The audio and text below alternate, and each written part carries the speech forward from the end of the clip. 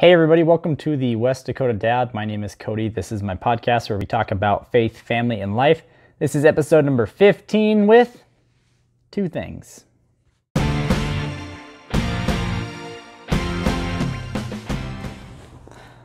So this episode is going to be a little bit different, and I'm just going to kind of tell you guys where I'm at. So if you've been following my podcast in previous episodes, I have told you kind of how I was brought up and everything. Back in the 90s, oh boy, there we go. I don't know if that's even straight. Okay, anyways, back in the 90s, I don't know what my family's financial status was. I don't know what class you would have considered us. I do know we probably weren't upper class. And if we were, my parents were very humble. But you know, I don't believe we were poor, but we had to make sacrifices. You know, we didn't have a ton of luxurious items. We had basically what we need, and then every now and then we would get something that was a lot of fun. Actually, you know, no, I'm just trying not to make it sound like times were rough, but my mom did work tremendously hard, and that went noticed. Like I noticed that. She worked 3 jobs. She tried everything she could to provide for us, and she did. You know, we might not have been Crayola kids, which is fine because, you know, she didn't raise artists. Any artists anyways. But you know, we had what we needed. You know, we had winter coats when we needed them. We had clothes that fit. We had food on the table. We had shelter. We had transportation. So we didn't struggle in that aspect, which is a lot more than I know that a lot of kids had growing up. And so I really appreciate everything my mom did for me. It just took many years, I feel like, for me to see that appreciation.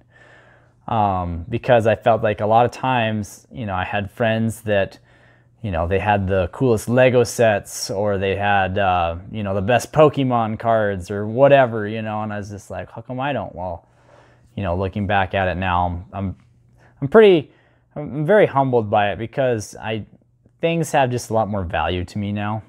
And I have to thank my mom a lot, and my stepdad and my dad. You know, their powers combined, they were able to take care of this kid.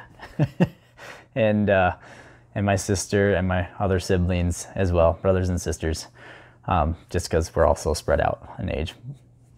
Irrelevant. Anyways, so I'm going to hypothetically go through different times in my life here and ask myself a question. What are 2 places I'd like to be at? Not physical places, but places, say, status-wise. Okay. So 15, let's go 14 and 11 months ago, because I'm not 30 yet. Let's ask 15-year-old Cody, where would you like to be at? Without skipping a beat, I would have said, I want to be rich and famous. Lifestyles of the rich and the famous. Yeah.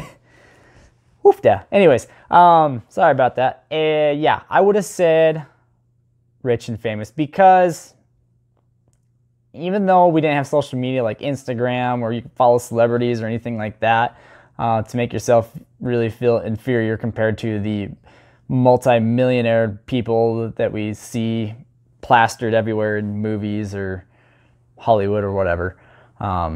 You know, there was magazines, and you know, you still got information from people, and or just even walking in a department store and you see all these models on the wall with these clothes, and you're like, oh yeah, you know, 15-year-old me I had to wear American Eagle and the buckle clothes.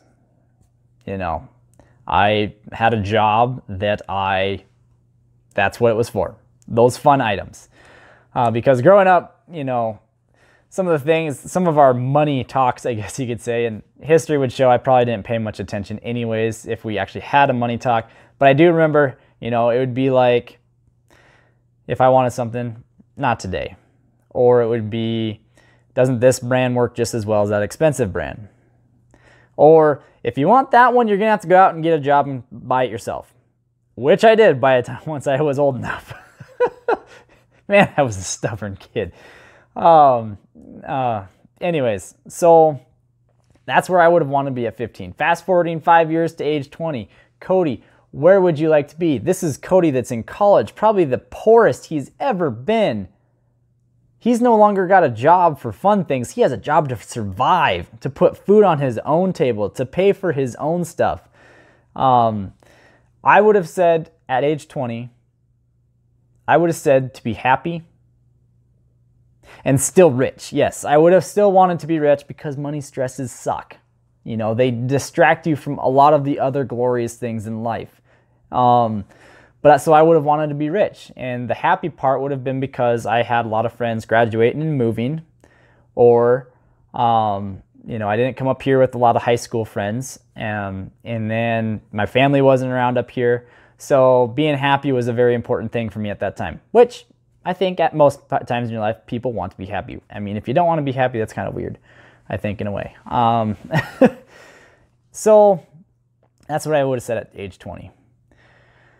I worked really hard throughout my 20s to get to the job where I have now. And I definitely was not smart with money to become rich, I guess you could say. I wanted to look rich more than actually plan for being financially well off.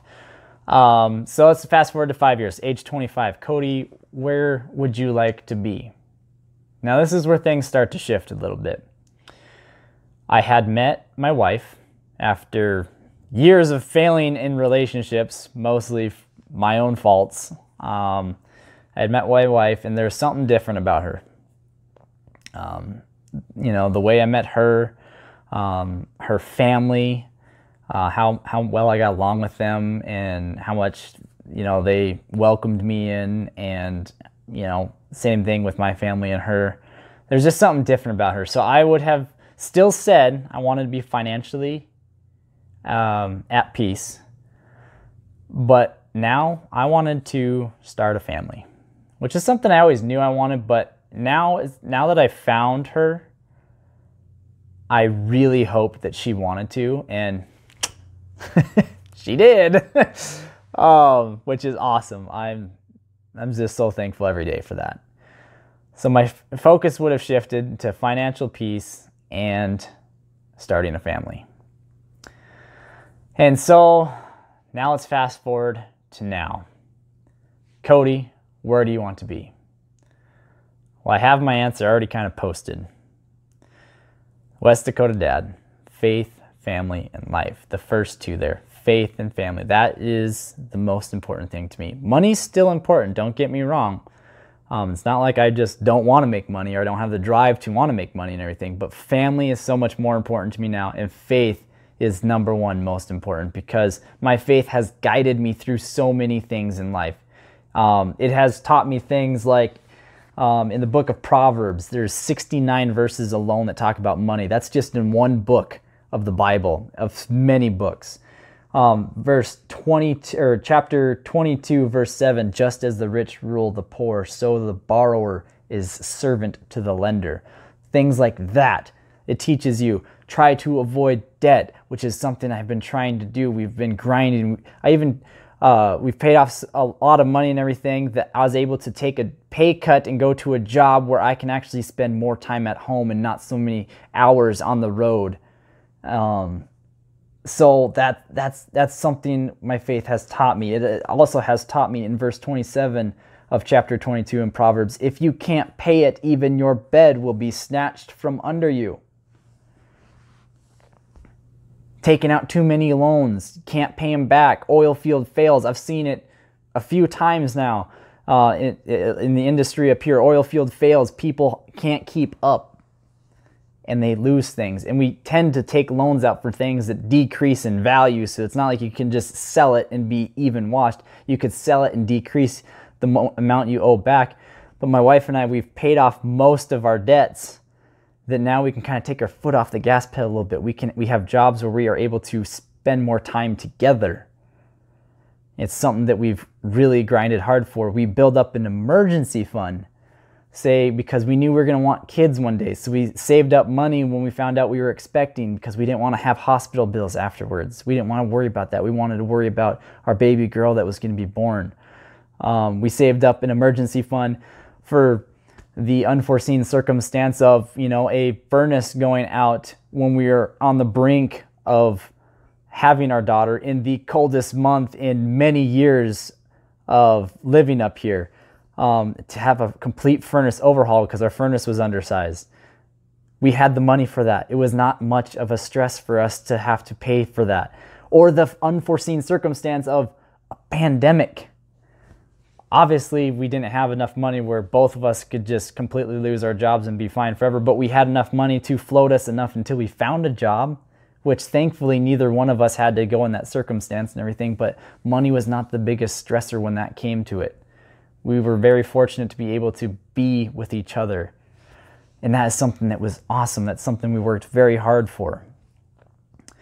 And as you can see, I also, with taking money off, and my shift went from rich to financial peace and being stable financially, because we still plan for retirement. We would like to have the opportunity, if we wanted to, come the time, be able to retire early. So money's still important, but the term rich is no longer a term that I don't want to say obsess with, but strive for, because verse 23 in Proverbs, don't wear yourself out trying to get rich. Be wise enough to know when to quit. And that also ties in very well with 1 Timothy 6, verse 6. Yet true godliness with contentment itself is great wealth. Oh, I said that wrong. Yet true godliness with contentment is itself great wealth. Yeah, okay, I said that. So ever since I've jumped into my faith a lot more and rediscovered everything that I had totally, completely spaced out or drifted away from a little bit, has taught me about this term contentment. And now when I see my family in front of me, I see that we are taken care of. I have provided, my wife has provided. We can sit down and genuinely just enjoy each other and live our life. That's where I'm at. I'm not at the point where, and for some reason, this is gonna be a little mini rant here.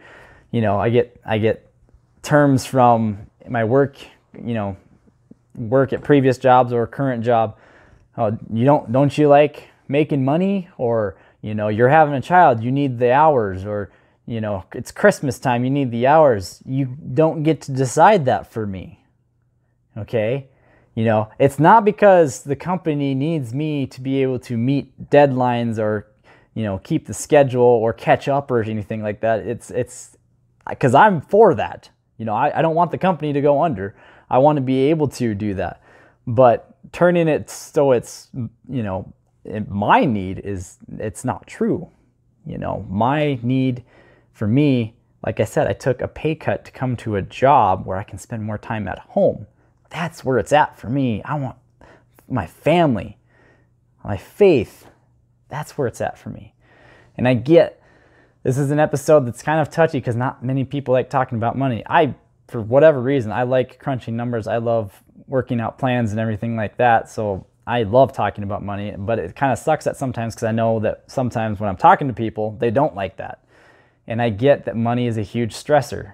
And yeah, I'll admit I've been through those stresses myself. And, I don't know how many years left God has for me on this earth, but I'm sure at some point in time I will have those stresses again. You just never know. But, I understand, like a single mother, that has to be the most challenging job ever. To be able to provide for your family by yourself. It's tough. And whatever pace people are at for trying to devise that plan and follow it, it's different for everybody. And I hope that they are able to get to the point where they have that financial peace and not have to worry about financial stresses or anything. But that is kind of what I had for you guys today. That I'm just kind of sharing with you where I'm at, my kind of take on what are the most important things to me, show you kind of how it shifts throughout my life. And it'd be fun to, if you guys asked yourself that question and see how your attitudes have changed as you went through your life as well. But anyways, that's what I had for today. I hope you guys enjoyed it. Thanks for listening, and until next time. Thanks for listening to the West Dakota Dad podcast. If you like what you heard, please drop a rating, share with your friends, and don't forget to hit the subscribe button so you don't miss out on any content.